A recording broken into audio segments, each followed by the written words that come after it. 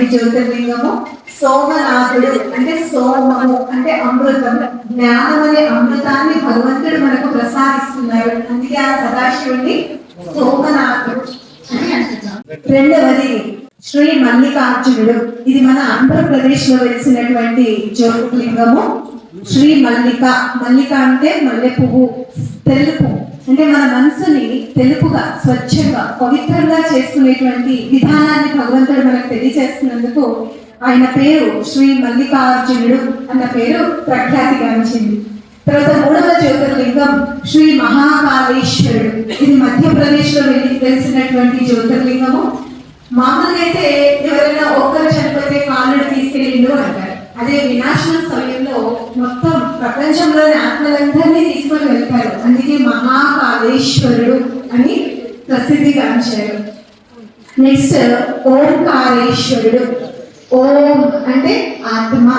మనందరి ఆత్మ యొక్క సత్య పరిచయాన్ని పరమాత్మ తెలియజేస్తున్నారు. అసలు మనందరం కూడా శరీరం అన్న కాంతిలోనే ఉన్నాం, ఆత్మ అన్న విషయాన్ని పూర్తిగా మర్చిపోయి ఉన్నాం. ఇలాంటి సమయంలో స్వయంగా భగవంతుడే భూమి మీదకి అవతరించి మనందరికీ ఆత్మ పరిచయాన్ని, మన యథార్థ పరిచయాన్ని తెలియజేస్తున్నారు. అందుకే వారిని ఓంకారేశ్వరుడు అని ఆరాధిస్తున్నాం.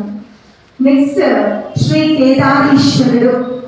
ఏ దారిలో వెళ్ళాలో తెలియని సమయంలో చాలా మంది డిప్రెషన్ కి గురవుతా ఉన్నారు, సూసైడ్ చేసుకుంటా ఉన్నారు. అలాంటి సమయంలో స్వయంగా భగవంతుడే భూమికి అవతరించి మనందరికీ జ్ఞాన యోగాల దారిని చూపిస్తూ ఏ విధంగా స్వర్గానికి యోగ్యంగా అవ్వాలి అన్న విషయాన్ని మనందరికీ తెలియజేస్తున్నారు.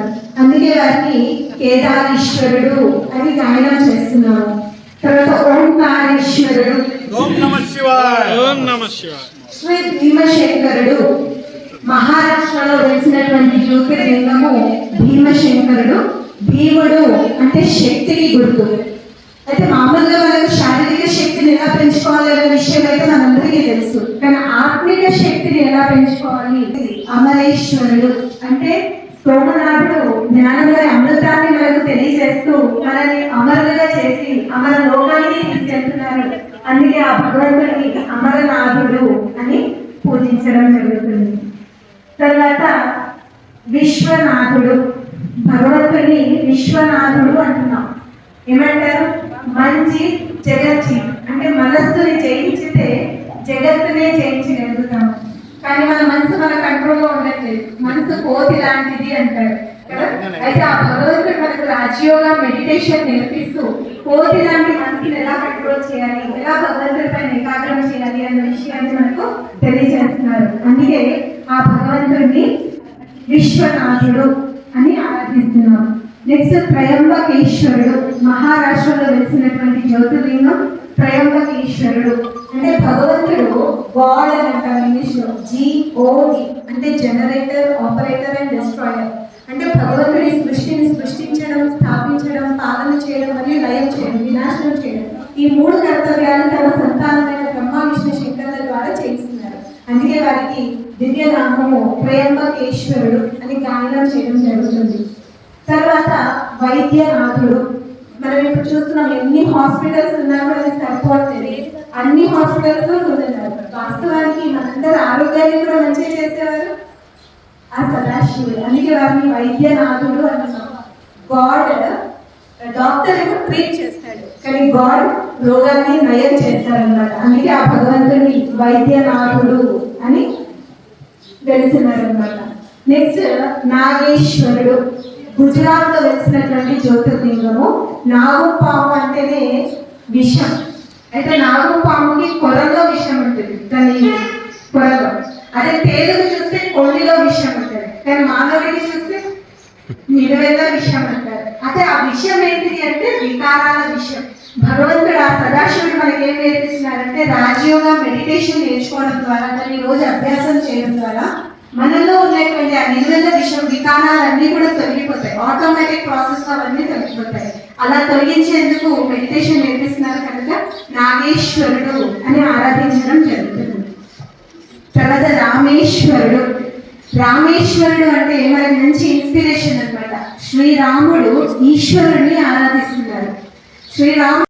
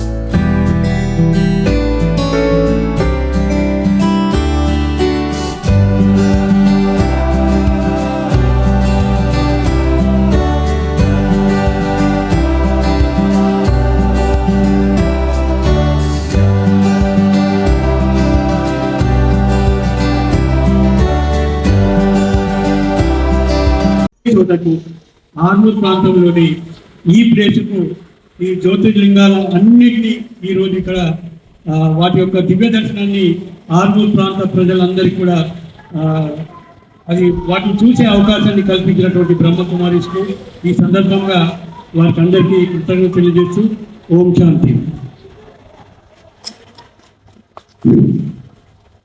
ఈరోజు ఇంతటి గొప్ప మహాకార్యాన్ని ఇక్కడి ఆర్మూర్ పట్టణానికి తీసుకొచ్చిన బ్రహ్మకుమారి వాళ్ళ కార్యవర్గానికి మనస్ఫూర్తిగా ధన్యవాదాలు తెలియజేస్తా ఉన్నాము. ఎందుకంటే మన భారతదేశంలో నలుమూలలో ఉన్న ద్వాదశ లింగాల్లో ఆర్మూర్ పట్టణం తీసుకొచ్చేసి ఎక్కడెక్కడ ఉంటాయనేది పరిజ్ఞానం పొందించడానికి మీరు చేసిన కృషి మరి ఇంత కాదు. ఎందుకంటే మా ఆర్మూర్ పట్టణ ప్రజల పూర్వజన సుకృతమని అనుకుంటున్నాము. ఎందుకంటే ఇక్కడ చూస్తే జ్యోతిర్లింగం చూసినంత భాగ్యం కలిగింది. చాలా ప్రశాంతత మనశ్శాంతి కూడా అయింది. ఎందుకంటే మనం ఎన్నో మిస్ అయినాయి. చాలా సరసాతంగా అన్ని జ్యోతిర్లింగాలు చూడాలంటే అదృష్టం ఉండాలా, యోగం ఉండాలా. వాస్తవంగా ఆ యోగము ఇప్పుడు మాకు కల్పించినందుకు ఇప్పుడు ప్రత్యేక రుణపడి ఉంటామని చెప్తా ఉన్నాము. ఎందుకంటే 12 జ్యోతిర్లింగాలు చూడడం అనేది అసాధ్యమైన పని అని చెప్తున్నాను. ఎందుకంటే ఎన్ని అనాలు ఉన్నప్పటికీ సాధ్యం కాకపోవచ్చు. అది పూర్వజన్మ సుకృతం అయితేనే మనం 12 జ్యోతిర్లింగాలు చూస్తాం. కాబట్టి మరి 12 జ్యోతిర్లింగాలు ఇక్కడ మీ ద్వారా మేము చూడడం అనేది మాకు చాలా గొప్ప విషయము. ఈ మహత్తర కార్యక్రమాన్ని ఈ 2 రోజులు చేస్తున్నారు కాబట్టి ఆర్మూర్ ప్రజలందరూ ఈ కార్యక్రమాన్ని సద్వినియోగపరచుకోవాలని చెప్పేసి కోరుతా ఉన్నాము. ఎందుకంటే ఒక భక్తి మార్గము వినిపించడానికి మీరు చేస్తున్న కృషి మరి ప్రతి ఒక్కరు భక్తి మార్గంలో నడాల్సిన అవసరం ఉన్నది. ఎందుకంటే హిందూయిజంలో ప్రతి ఒక్క మంచి మనం సేవా యోగంతో భక్తి మార్గంలో నడాల్సిన అవసరం ఎంతైనా ఉంది.